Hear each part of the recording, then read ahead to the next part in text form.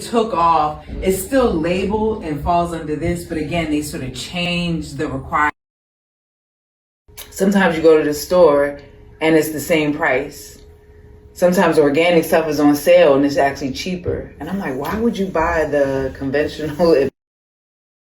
The laws of plant happiness that I wrote down were to understand what it takes to make plants happy. And as soon as they're happy, then they're productive and they produce. And we get that produce. We get healthy produce. You want to push it down really hard. Okay. Get it all the way down there. It's firm. It's not coming out too good, then I squeeze the bottom, kind of just like you squeeze toothpaste, and it should come right out. Right, that's it. I made a hole. You got that? Okay, good. Hold this. Don't drop it. You got it? Yeah. Ah.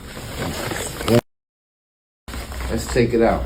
Let's see. Ooh. All right, so we got it. You see the seed sitting on top of the square?